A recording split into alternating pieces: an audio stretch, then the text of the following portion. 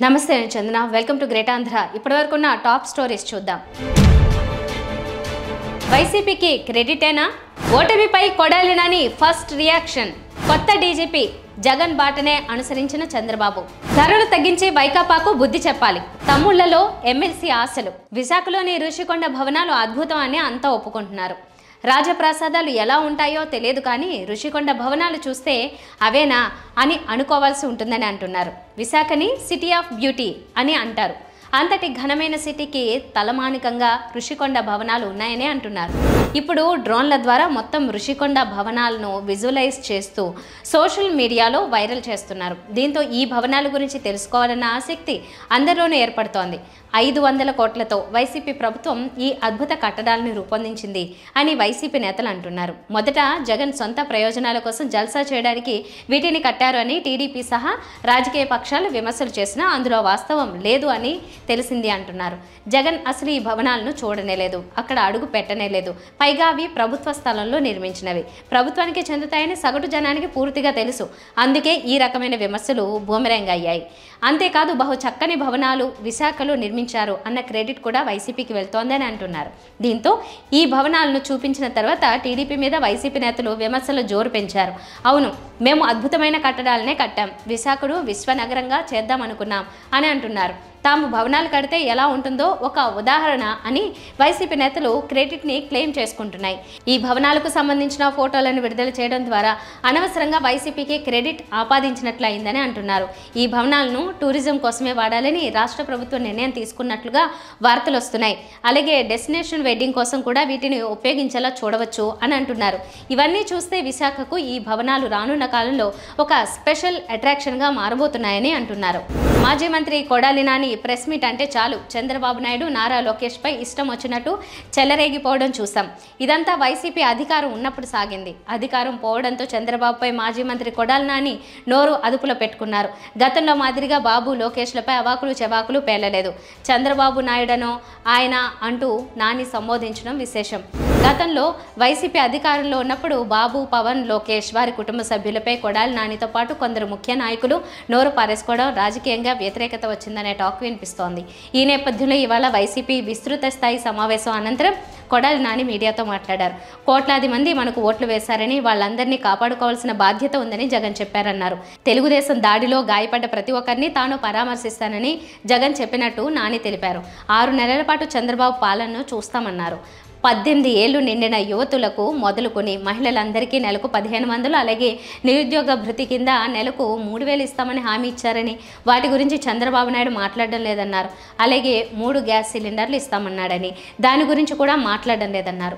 50 ఏళ్లు దాటిన BC SC ఎస్టీలకు పెన్షన్ ఇస్తానని హామీ ఇచ్చారని అది ఎప్పుడు ఇస్తారో చెప్పడం లేదన్నారు ఆర్టీసీలో మహిళలకు ఉచిత ప్రయాణం గురించి ఆయన మాట్లాడడం లేదన్నారు హామీల్ని పక్కదారి పట్టించడానికి సోమవారం పోలవరం తాజాగా రాజధాని అమరావతిలో చంద్రబాబు పర్యటించారన్నారు హామీల అమలు ఎప్పుడో చెప్పాలని ఆయన డిమాండ్ చేశారు వైసీపీ నేతల టార్గెట్ విషయమై కొడాలి నాని సీరియస్గా స్పందించారు జగన్ వెంట్రుకు కూడా పీకలేరన్నారు అలాగే ఋషికొండలో భవనాల నిర్మాణంపై టీడీపీ ఎల్లో మీడియా సిగ్గు ఎగ్గు లేకుండా దుష్ప్రచారం చేస్తున్నాయని విరుచుకుపడ్డారు ఋషికొండలో కట్టించిన భవనాల్లో జగన్ నివాసం ఉంటారని ఈ ఎదవలకి ఎవరు చెప్పారని ప్రశ్నించారు 400 కోట్లతో జగన్ 7 భవనాలు కట్టుకున్నాడని దుర్మార్గమైన ప్రచారం చేస్తున్నారని ఆయన మండిపడ్డారు చంద్రబాబు నాయుడు చెప్పినటువంటి దొంగ హామీలని ఎట్టి పరిస్థితుల్లోనూ నెరవేర్చలేడు ఎందుకంటే ఇవాళ చూసాం సూపర్ 6 అని పెట్టాడు ఆ సూపర్ 6లో 18 సంవత్సరాలు దాటినటువంటి ప్రతి మహిళకి 1500 పెన్షన్ ఇస్తా అన్నాడు రేపు 1వ తారీఖు ఇస్తున్నాడా దాని గురించి మాట్లాడలా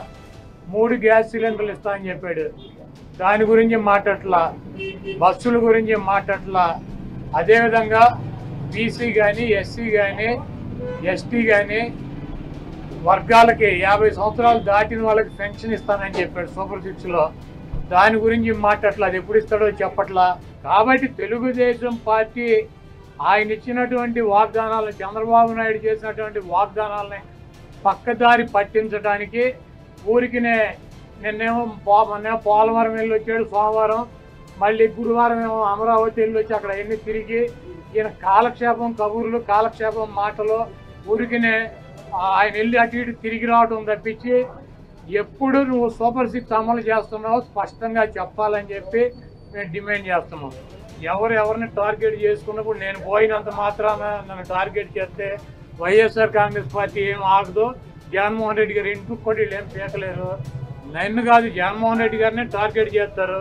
ఇక్కడ మీరున్న సెక్యూరిటీ అంతా తీసేసి, గన్మెన్లు తీసేసి, ఇంకా 15 రోజులు ఎలక్షన్ జరగలేదు, కమిటీ సిఫార్సులు రాలేదు, ఇక్కడ మొత్తం అంతా కూడా సెక్యూరిటీ తీసేశారు కదా.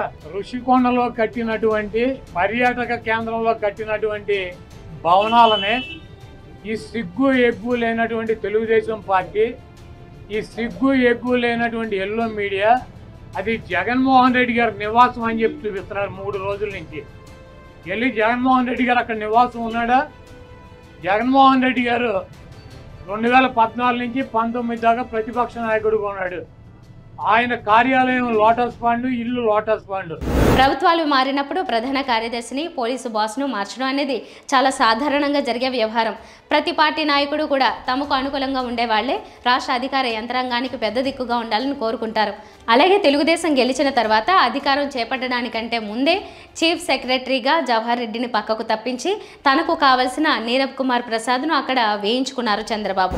అలాగే ఇప్పుడు కొత్త డీజీపీగా సిహెచ్ ద్వారకా తిరుమలరావును నియమించారు. ఎన్నికల నాటికి డీజీపీగా కె రాజేంద్రనాథ్ రెడ్డి ఉండగా తెలుగుదేశం నాయకులు పదే పితూరీలు చేసి మొత్తానికి ఆయనను పక్కకు తప్పించారు. ఆ స్థానంలో ఈసీ హరీష్ కుమార్ గుప్తాను నియమించింది.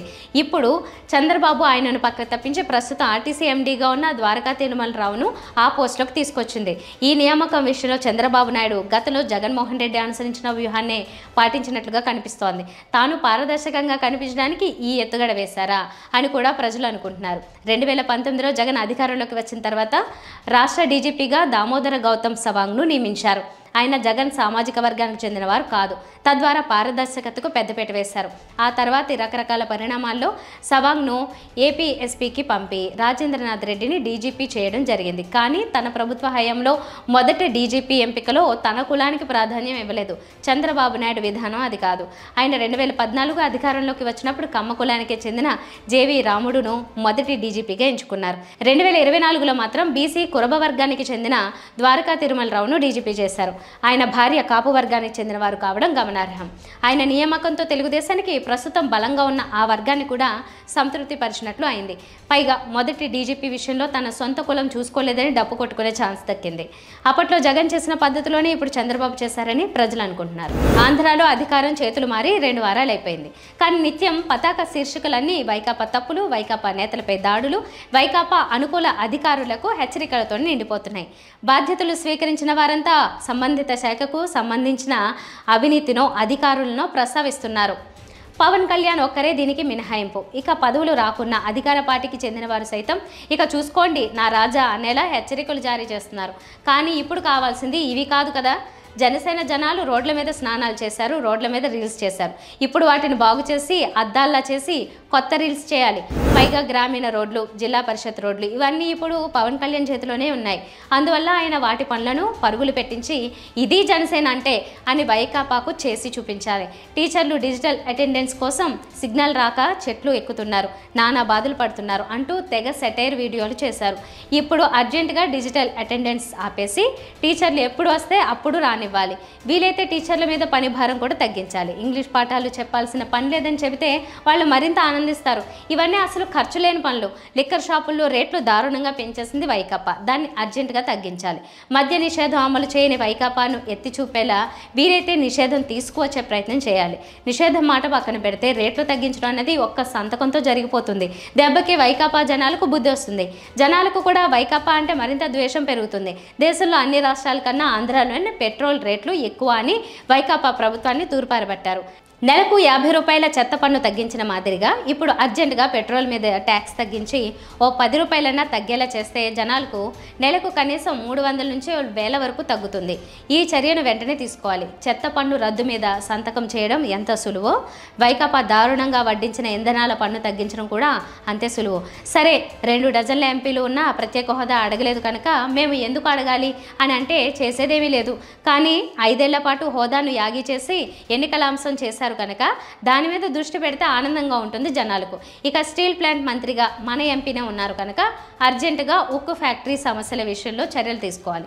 6 సూత్రాలు కొత్త పథకాల గురించి ఎవరూ డిమాండ్ చేయడం లేదు. కానీ వైకాపా పథకాల పేర్లు మార్చడం, వైకాపాకు కొమ్ము కాసిన అధికారులను మార్చడంతో పాటు వైకాపా పెంచిన రేట్లు తగ్గించడం అన్నది కీలకం. అప్పుడు జనాలు మరింత ఆనందపడతారు. తమ ఓటు నిర్ణయం సరైనదే అని మరింతగా మురిసిపోతారు. ఇలా టీడీపీ కూటమి ప్రభుత్వం అధికారంలోకి వచ్చింది.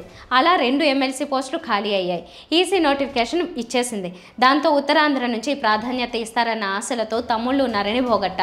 అసెంబ్లీ ఎన్నికల్లో టికెట్లు దక్కని వారు చాలా మందికి ఎమ్మెల్సీ పదవులు ఇస్తామని హైకమాండ్ హామీ ఇచ్చింది. దాన్ని గుర్తు చేసుకుంటూ పలువురు పెద్దల సభలపై పెద్ద ఆశలే పెట్టుకున్నట్టుగా తెలుస్తోంది. ఎమ్మెల్సీ పదవులు దక్కితే కొత్త ప్రభుత్వంతో మొదటి అడుగులతోనే ప్రయాణం ప్రారంభించవచ్చు అన్నది చాలా మంది ఆరాటంగా కనిపిస్తోంది. ఎమ్మెల్సీ పదవుల విషయంలో సీనియర్లు కూడా రేసులో ఉన్నారు. చట్టసభలకు పుష్కర కాలంగా అడుగుపెట్టే అవకాశం దక్కని వారి నుంచి కొత్త వారు కూడా ఛాన్స్ తగిలితే పెద్ద మనిషి అయిపోవాలని అనుకుంటున్నారు. ఏపీ శాసన మండలిలో మొత్తం 6 ఖాళీలు ఉన్నాయి. ఇందులో ఎమ్మెల్యే కోటాలో 2 పదవులకు ఖాళీ ఏర్పడింది. ఇంకా 4 పోస్టులు మిగిలి ఉన్నాయి. తొందరలోనే వాటికి కూడా ఈసీ నోటిఫికేషన్ ఇవ్వవచ్చు అని అంటున్నారు. అలా స్థానిక సంస్థల కోటాలో ఉత్తరాంధ్రలో 2 ఎమ్మెల్సీ పోస్టులు ఖాళీ అయ్యాయి. ఇప్పటి నుంచే హైకమాండ్తో టచ్లో ఉంటే ఈ రోజు కాకపోయినా మరోసారి అయినా ఎమ్మెల్సీ పదవి దక్కుతుందని ఆశపడుతున్నారు. ముఖ్యంగా ఉత్తరాంధ్రలోని 2 పోస్టులను ఈ ప్రాంతానికి చెందిన వారికే ఇవ్వాల్సి ఉంటుంది. అవి లోకల్ బాడీ కోటా నుంచి కాబట్టి వేరే ఆప్షన్ లేదు. దాంతో ఎవరి ప్రయత్నాల్లో వారు ఉన్నారు. టీడీపీ కూడా ఉత్తరాంధ్ర మీదనే ఫోకస్ పెట్టిన క్రమంలో తమ్ముళ్ళు తమకు అదృష్టం దక్కుతుందా అన్నది తర్కించుకుంటున్నారు. ఇవాల్టి టాప్ స్టోరీస్. మరిన్ని అప్డేట్స్తో కలుద్దాం. నమస్తే.